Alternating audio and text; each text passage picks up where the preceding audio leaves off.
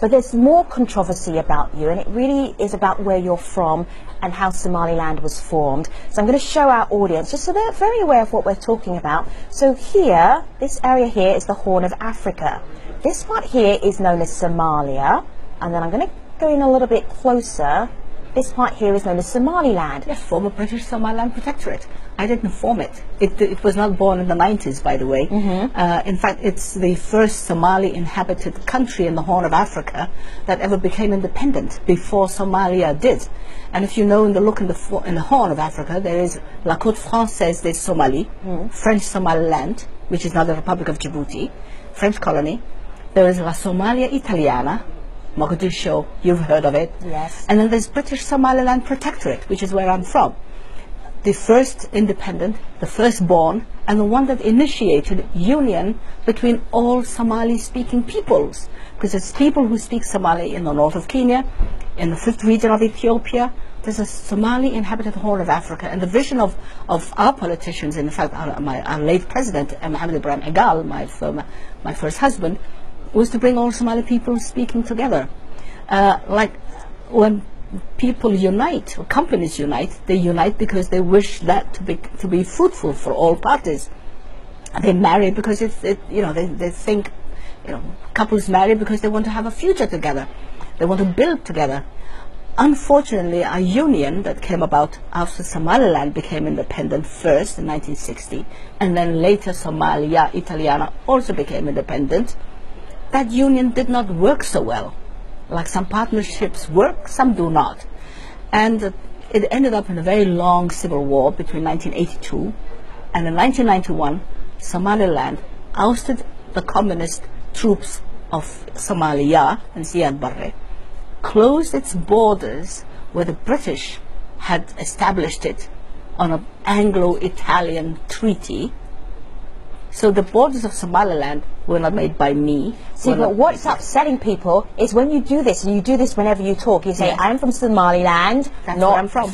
And then people get upset, Somalis get upset, because you're making a differentiation between Somaliland and Somalia. Absolutely. And they feel like that it should be unified, and that's where the controversy is. Yes, well, the and people controversy, get let me answer upset that. with you about that. We wanted Somalis to be united. Right. But circumstances interfered with it, and the union did not work, and was causing the death and damage to the people of Somaliland, who said, well, we went into this union because we wanted things to work, not because we wanted our people to be killed. And then Somaliland closed its borders. Somaliland is doing well. Somaliland is peaceful. Somaliland is democratic. Somaliland is where an old woman like me can build a hospital. You try doing that in Somalia. If they brought that country back to peace and democracy, there would be a platform upon which to build future dialogue upon. Right. But one cannot form a dialogue with people who believe in so many violent situations. Piracy, warlordism, terrorism. We do not wish to be part of that. Somaliland is doing very well without those problems. And when Somalia puts the gun down and becomes democratic, then we will sit across the table and see where we pick up our pieces from. Malika, I feel like we just stirred the pot a bit more. Meanwhile, collating all these tweets here because, as you mentioned, people do get upset. When we tweeted this tweet out saying, what do you know about Somaliland on our stream account, it just opened up a Pandora's box of different comments. It should not. It should not, but I want you to... That's the reality. This is one of them. Jason wrote in, I was impressed by Somaliland's stability and security. When do you think its sovereignty will finally be recognized? That's one of the questions. Before you answer that, though, I just want to give you a little taste of what other people are saying. Ibrahim, on the other hand, writes in, Adna started a hospital in Mogadishu in the mid-80s, and after the Civil War, why doesn't she rebuild that hospital? I don't, because the money I used to start building that hospital in Mogadishu is gone. It's been taken by the warlords. That's it.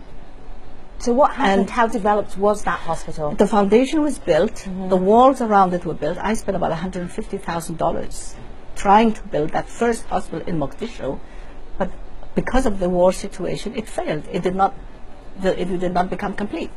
But when I started building it in Somaliland, I was able to finish it, I was able to furnish it, and I was able to make it functional.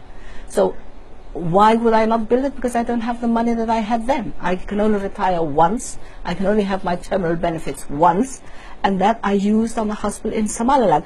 Maybe it's for somebody who retires like me and picks up a big fat repatriation grant from the UN or from somewhere else to build a hospital in Mogadishu. There is a need for hospitals to be built in Mogadishu, but there is also a need for Mogadishu to be peaceful and stable, like Somaliland is. I want to play one more question on the Somaliland. Look at you, Adna. Yes. You Go ahead. No, I like that. When Edna takes a pause, we take advantage of that pause. Yes. Go ahead. Exactly. So I'm going to play you this video comment from someone who left this comment. Hi, my name is Mariam Hussein Osman, and I'm a United Nations International Youth Representative from Somalia.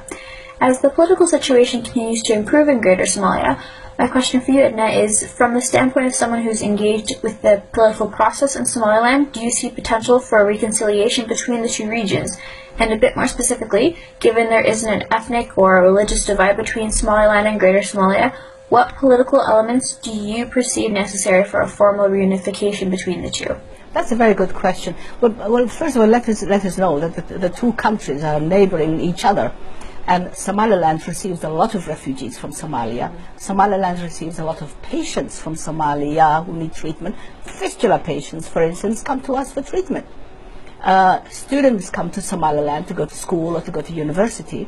People trade with each other. There is no enmity. We're not enemies. We're people who come from the same ethnic background. The person who dies in Mogadishu is a Somali who is one of my people. So, but what about the future for working together, though? This is what the world has been trying to do for the past 22 years. Why do you think it's failing? I don't know.